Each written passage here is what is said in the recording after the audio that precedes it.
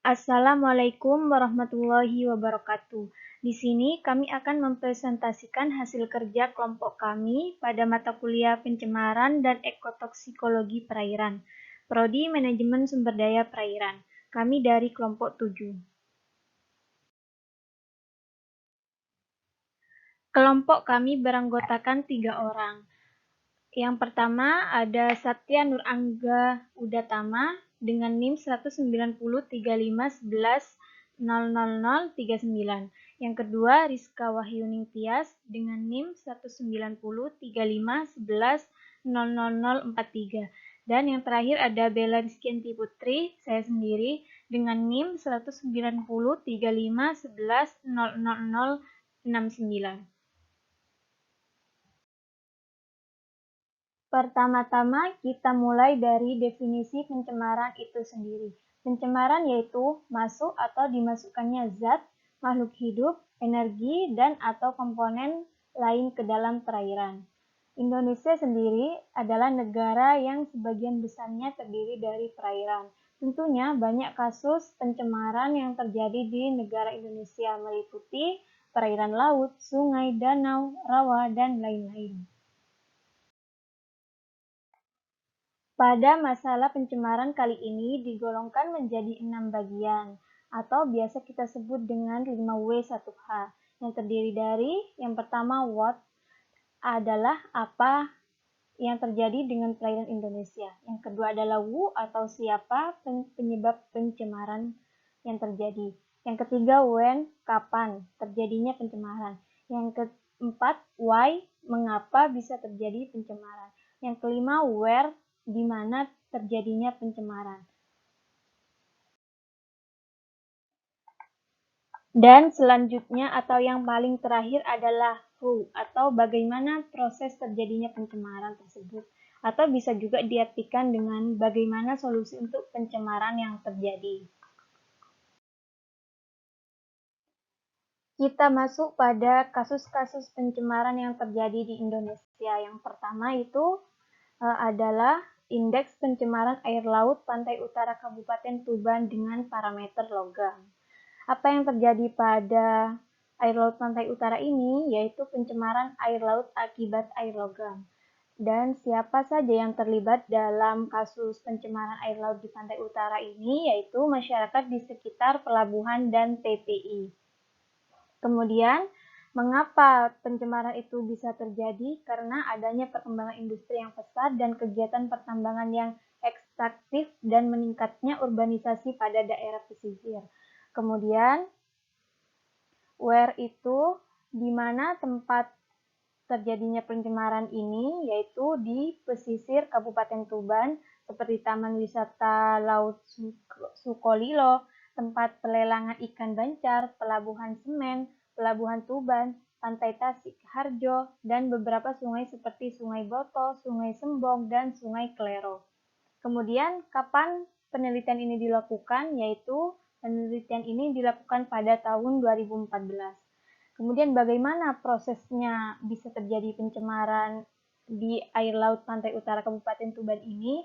Yaitu berawal dari meningkatnya kegiatan industri yang berpotensi menggunakan logam berat di atas daya tampung dan daya dukung yang dimiliki lingkungan, dan meningkatnya penimbun logam di daerah pesisir dan laut serta daratan.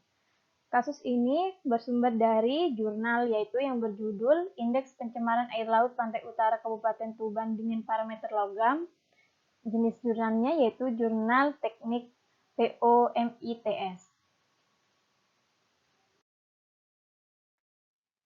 Next, kita lanjut ke kasus yang kedua, yaitu kasus dengan judul Status Pencemaran di Perairan Cilincing Pesisir DKI Jakarta.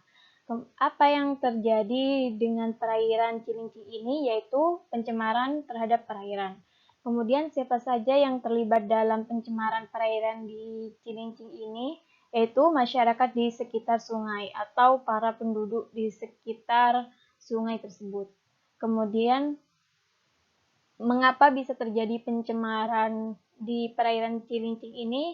Yaitu karena banyaknya kegiatan pemukiman Tentunya aktivitas masyarakat di sekitar perairan Cilincing memberikan dampak buruk bagi perairan tersebut, seperti mengotori atau membuang tinja sembarangan, mencuci di sungai dengan menggunakan deterjen atau bahan kimia, dan lain-lain. Kemudian, di mana lokasi pencemaran ini? Yaitu terletak di perairan Cilincing, pesisir DKI Jakarta. Kemudian, kapan penelitian ini dilakukan? Penelitian ini dilakukan pada bulan April sampai Juni tahun 2016. Terus, bagaimana proses pencemaran ini bisa terjadi? Yaitu berawal dari limbah yang masuk ke perairan secara langsung maupun tidak langsung akan bermuara ke perairan Cilincing dikarenakan banyaknya jenis limbah, baik limbah organik maupun limbah anorganik yang masuk ke perairan, maka menyebabkan perairan Cilincing tersebut tidak mampu untuk memulihkan kondisinya sendiri. Berarti di sungai Cilincing ini sudah parah karena banyaknya sampah yang terus mengalir dari aliran-aliran air yang bermuara ke perairan Cilincing ini sehingga membuat perairan Cilincing ini sangat tercemar. Kasus ini bersumber dari jurnal yang berjudul Status Pencemaran di Perairan Cilincing Pesisir DKI Jakarta dengan jenis jurnal Proceeding Biologi Edukasi Conference. Jika ingin lebih mengetahui kasus ini lebih lanjut, bisa mengecek jurnal tersebut. Kasus yang ketiga yaitu reasoning kriminal implikasi limbah hasil operasional kapal terhadap ekosistem laut di Selat Malaka. Apa yang terjadi dengan laut di Selat Malaka yaitu pencemaran laut dan pencurian kapal. Kemudian siapa saja yang terlibat dalam kasus ini yaitu kapal termasuk dengan yang menumpangi kapal yang menuju ke pelabuhan Singapura. Kemudian, mengapa bisa terjadi pencemaran ini? Berawal dari kapal yang berlabuh ke Singapura harus berada dalam keadaan bersih dan sudah memiliki sertifikat dari otoritas pengecekan kebersihan kapal di Singapura, serta mereka melakukan ini agar terhindar dari sanksi pemerintah Singapura. Di mana terjadinya pencemaran ini? Yaitu di Selat Malaka.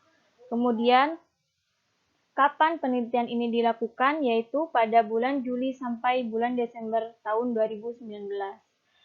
Bagaimana pencemaran ini bisa terjadi? Yaitu berawal dari kapal yang menuju ke pelabuhan Singapura melakukan pencurian kapal di Selat Malaka untuk menekan biaya operasional mereka.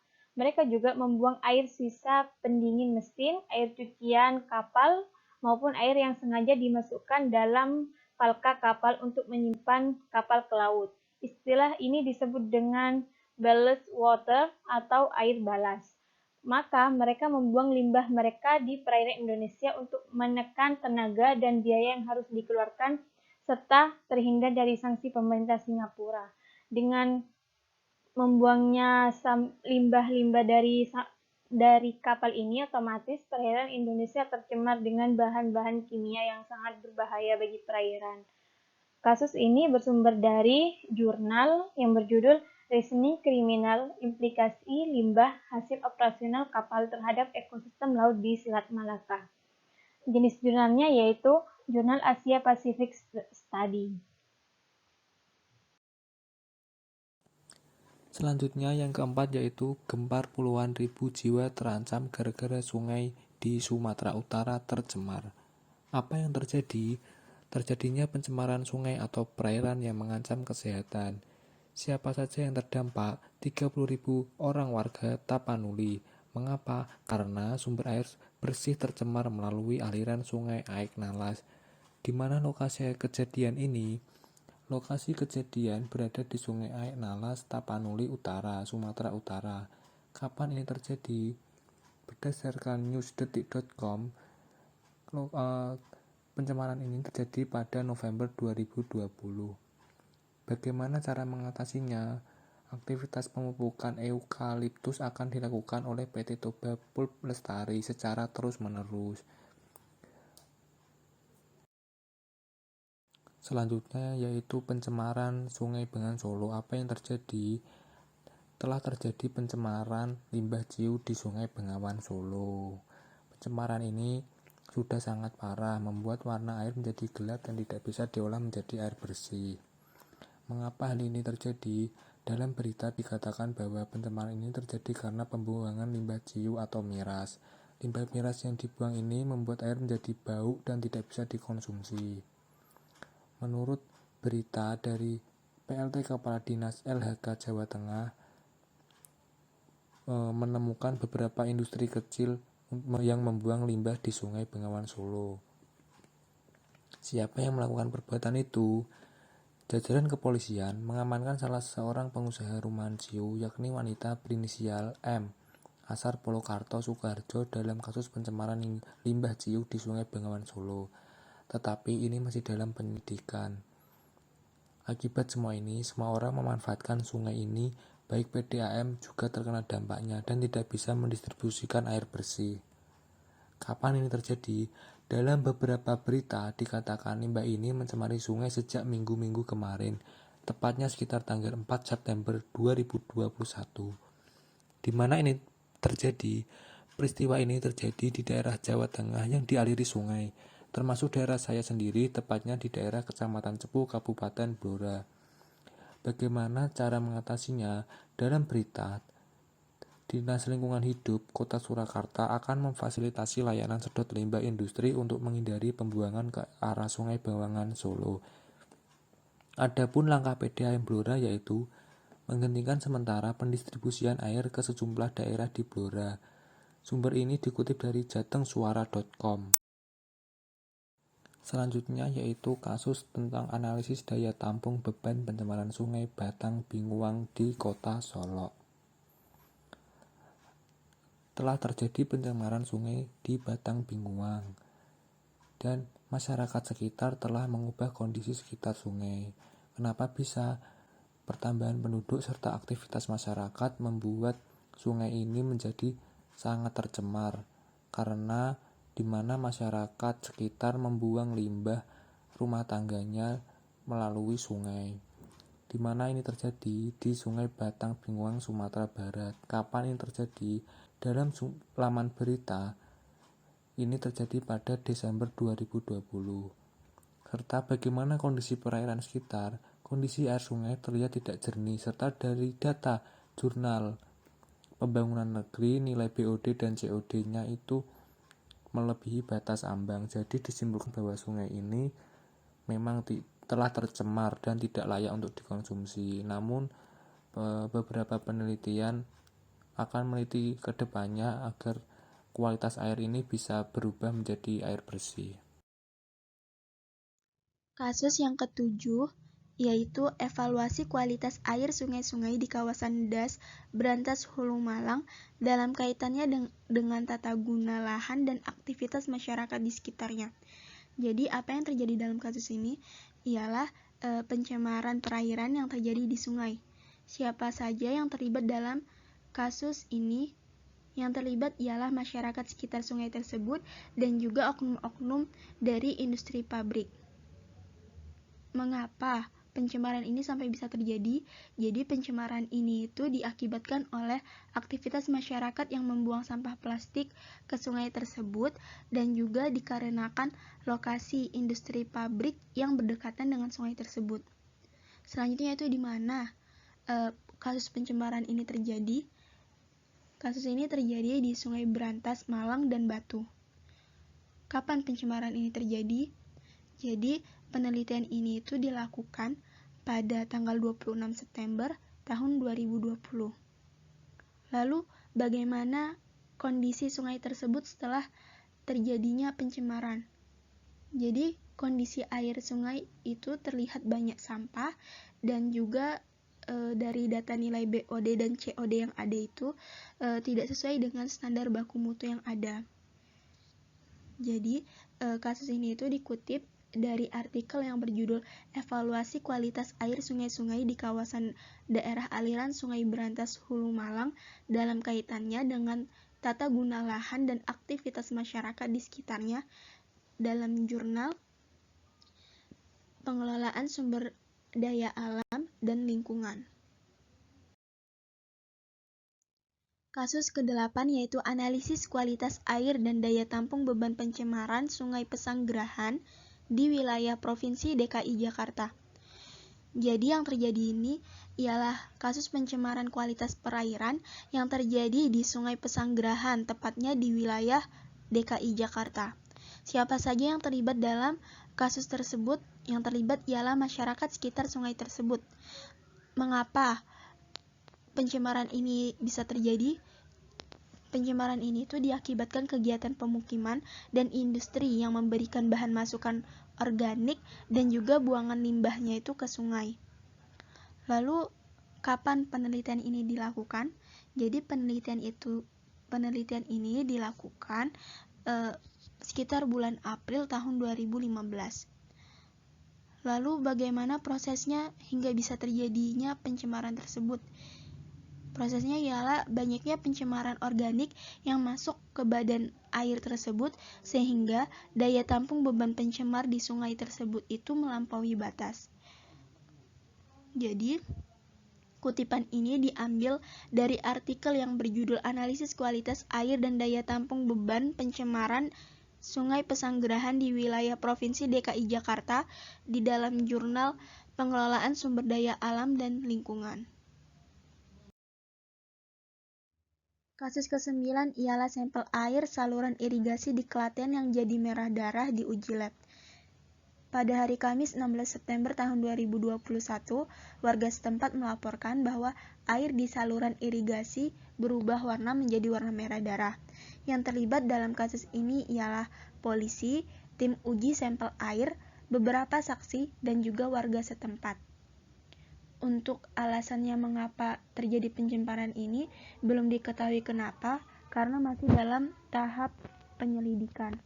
Di mana kasus ini terjadi? Jadi kasus ini terjadi itu di saluran irigasi antara Desa Bulan dan Ngereden, Kecamatan Wonosari, Klaten, Jawa Tengah. Bagaimana hal ini bisa terjadi? Jadi beberapa saksi mata mengatakan bahwa ada seorang petani yang melihat mobil box berhenti di tengah sawah dan membuang sesuatu. Namun belum dapat dipastikan apakah ini itu limbah atau bukan. Kutipan ini diambil dari detik.com dan sumbernya tertera pada layar tersebut. Kasus selanjutnya berasal dari berita yang berjudul Melihat Wisata Curug Parigi Kota Bekasi yang kini berbusa dan bau busuk. Di sini terjadi pencemaran, tepatnya di curug tersebut, hingga menyebabkan air di curug tersebut itu berbusa dan menimbulkan bau busuk. Yang terlibat dalam kasus ini ialah para penjual yang berada di pinggiran curug tersebut, wisatawan, dan Kepala Dinas Pariwisata dan Kebudayaan yang sempat mengunjungi curug tersebut untuk melakukan bersih-bersih sampah. Lalu, mengapa pencemaran ini tuh bisa terjadi? Jadi, diduga pencemaran tersebut itu berasal dari limbah pabrik yang ada di dekat curug tersebut. Kasus ini terjadi di Curug Parigi, Bantar Gebang, Bekasi, Jawa Barat.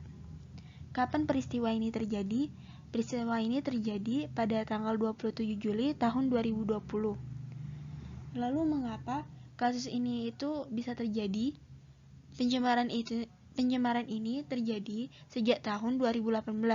Namun karena tidak ditangani dengan baik, akhirnya semakin memburuk keadaannya. Kutipan ini berasal dari wartakota.com atau Tribun News dan linknya tertera sebagai berikut. Berikut adalah lampiran gambar pada kasus yang sebelumnya telah dipaparkan. Yang pertama yaitu ada gambar pada kasus nomor 4, yaitu kasus pencemaran perairan yang terjadi di Sumatera Utara. Selanjutnya itu gambar pada kasus nomor 5, yaitu berupa pencemaran limbah Si Ayu di Sungai Bengawan Solo. Selanjutnya itu ada gambar pada kasus nomor 9, yaitu berupa sampel air saluran irigasi di Klaten yang berubah menjadi warna merah, lalu diuji lab. Berikut adalah gambar pada kasus yang ke-10, yaitu Curug Parigi yang berbusa dan mengeluarkan bau busuk. Berikut adalah quotes sebagai last statement pada video kali ini. Water is life and clean water means health. Air adalah sumber kehidupan kita Jadi air yang bersih itu akan berdampak baik juga pada kesehatan kita. Kami dari kelompok 7, apabila ada kesalahan kami mohon maaf. Kami akhiri.